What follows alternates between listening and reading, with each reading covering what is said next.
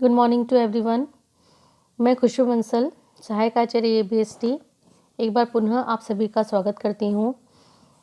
आज हम बात करेंगे वित्तीय विश्लेषण की जो तकनीक है दूसरी और महत्वपूर्ण, समानाकार वित्तीय विवरण की, common size financial statement.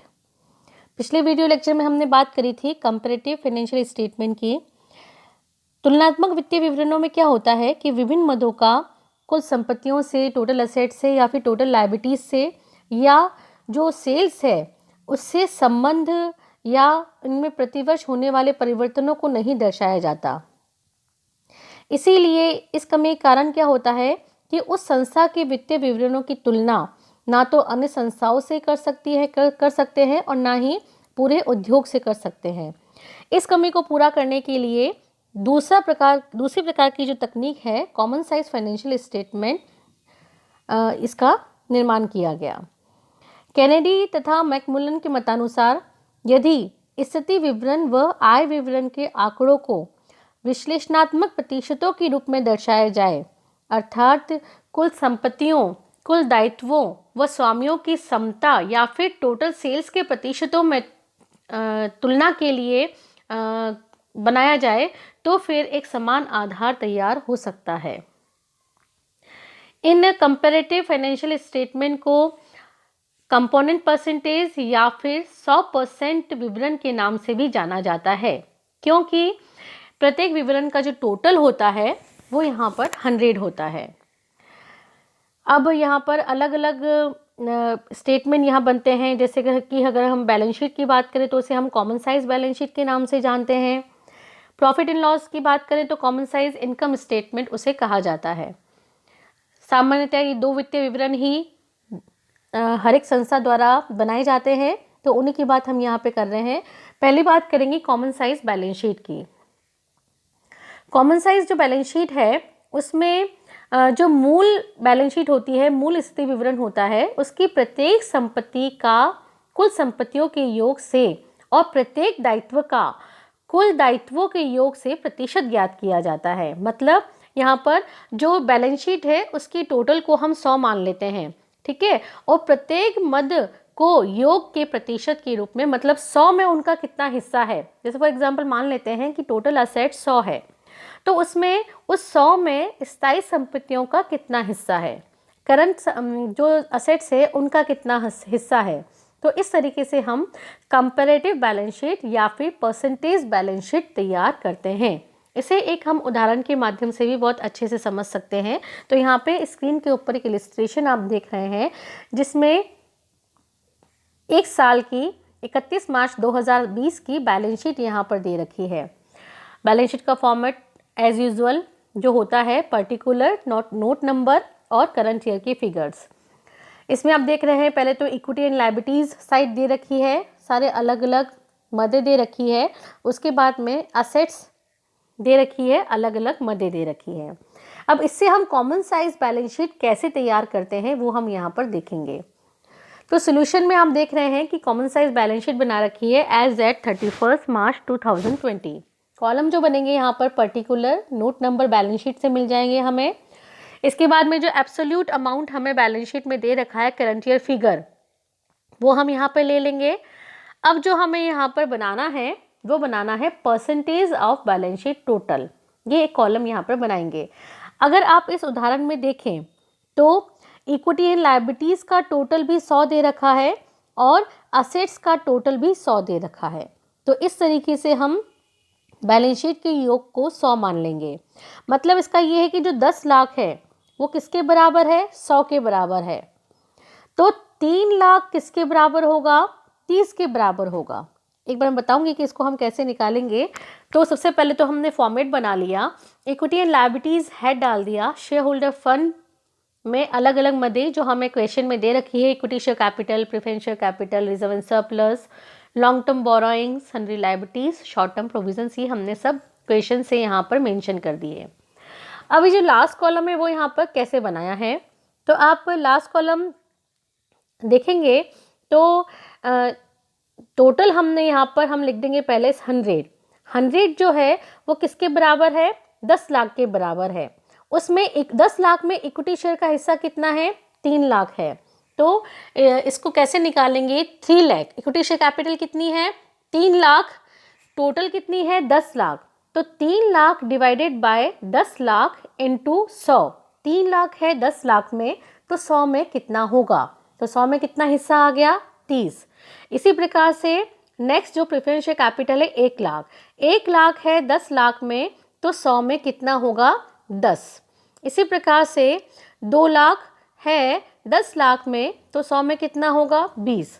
2 lakh है 10 लाख में, तो 100 में कितना होगा 20। 1.5 लाख है 10 लाख में, तो 100 में होगा 15। इसी तरीके से हम बाकी चीज़ें भी निकालेंगे और सेम असेट साइड भी हम वैसे ही बनाएंगे। सबसे पहले तो हमने एब्सोल्यूट अमाउंट बैलेंस शीट से लिख लिया। आप देख रहे हैं कि असेट की टोटल भी हमने 100 मान ली।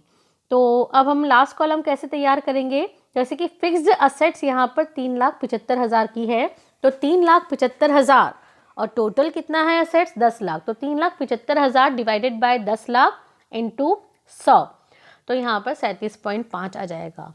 इसी प्रकार से हर एक मद का 100 में हिस्सा ज्ञात किया जाता है। तो हमने यहाँ पर देखा कि कॉमन साइज बैलेंस शीट कैसे तैयार करते हैं।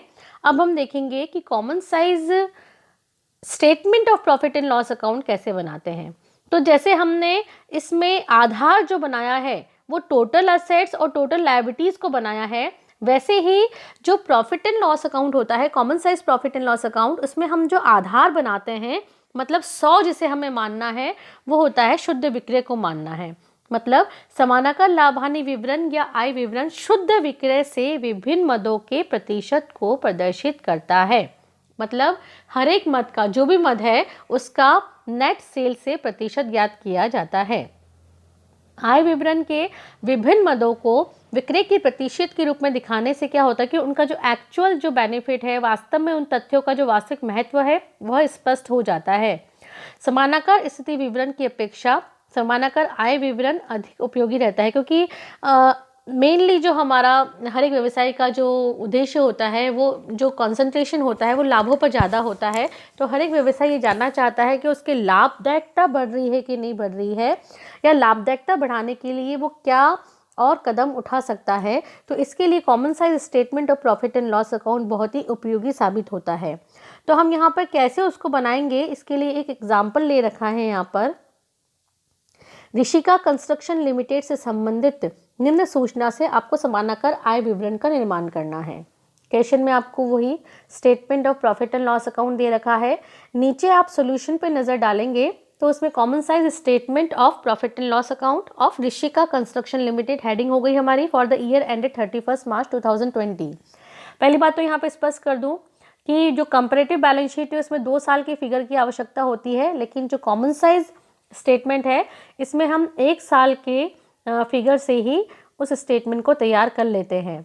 तो जो फॉर्मेट रहेगा यहाँ पर पर्टिकुलर नोट नंबर जो भी उसका शेड्यूल नंबर है, जो एब्सोल्यूट फिगर है 2020 के वो यहाँ पर आ जाएंगे, और जो हमें कॉलम तैयार करना है percentage of revenue from operation, ये हम यहाँ पर percentage of revenue from operation, मतलब जो यहाँ पे परसेंटेज निकालेंगे हम किससे निकालेंगे, रेवेन्यू फ्रॉम ऑपरेशन मतलब सेल्स से निकालेंगे।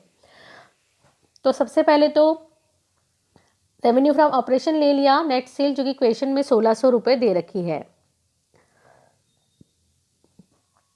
तो हमने यहाँ पर मेंशन कर दिया 1600 रुपये, जिसे हमें क्या मानना है 100, क्योंकि हमें नेट सेल्स के ऊपर ही प्रतिशत ज्ञात करनी है प्रत्येक मद की।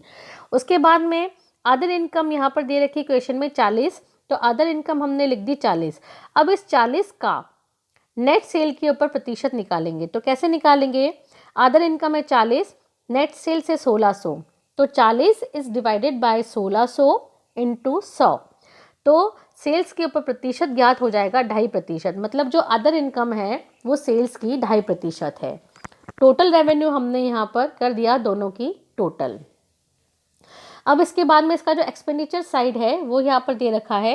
एक्सपेंसेस सबसे पहले तो हमने यहाँ से एक्सपेंसेस ले लिए, कॉस्ट ऑफ ऑपरेटिंग रेवेन्यू 1000 दे रखे हैं, अदर एक्सपेंसेस 40 और इंटरेस्ट दे रखा है यहाँ पे 200 रुपये का, तो वो तीनों हमने एक्सपेंसेस यहाँ पर ले लिए।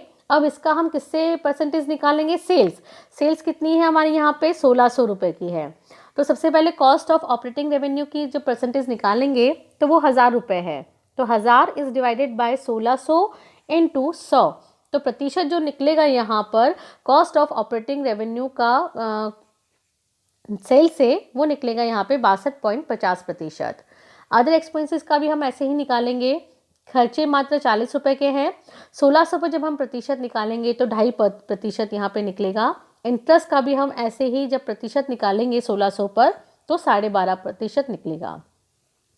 इस प्रकार से हमने टोटल एक्सपेंसेस का टोटल कर दिया और प्रॉफिट बिफोर टैक्स हमने यहाँ पर निकाला total revenue minus total expenses करके, जो कि यहाँ पे 400 रुपये आ रहा है।